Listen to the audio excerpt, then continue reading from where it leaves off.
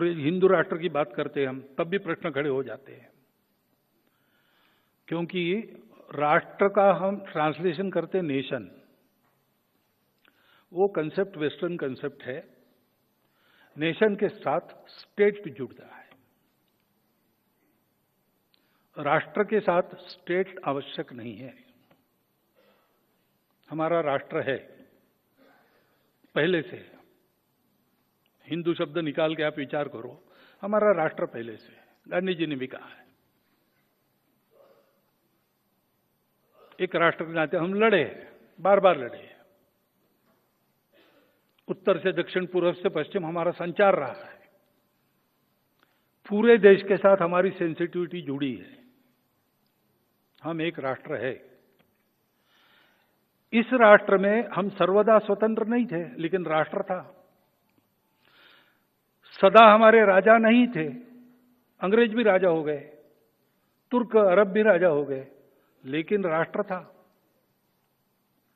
एक राजा नहीं था, अनेक राजा थे, अनेक राज्य थे, अनेक व्यवस्थाएं थी, लेकिन राष्ट्र था। मंत्र पुष्पांजलि में हम कहते हैं ना, स्वस्ति साम्राज्यम भौज्यम स्वराज्यम वैराज्यम राज्यम पारमेष्ठ्यम महाराज्यम महागणाधिपत्य।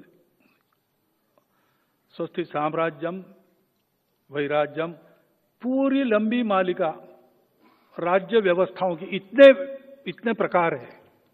और फिर भी आगे कहते हैं पृथिव्यै समुद्र पर्यंताया एक राट इति। समुद्र पर्यंत जो पृथ्वी है, पृथ्वीराज यानी कृषि योग्य बनाई भूमि, उसमें एक राट है। चक्रवर्ती थे तब भी हम यही कहते थे, चक्रवर्ती नहीं थे, अलग अलग राज्य थे, तब भी हम यही कहते थे। अंग्रेज राजा थे तब भी हम यही कहते थे, विदेशी आकर राज करते थे तब भी हम यही कहते। राष्ट्र था, सत्ता बदलती रही।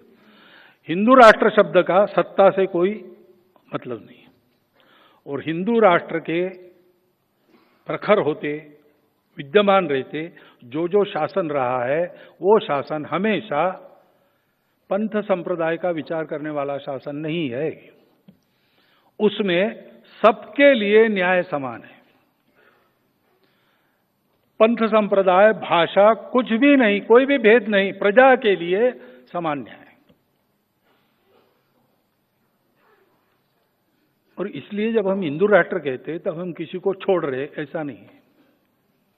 हम हिंदू राष्ट्र कहते हैं तो किसी का विरोध कहते, ऐसा नहीं है। संघ इसमें से हुआ ही नहीं है।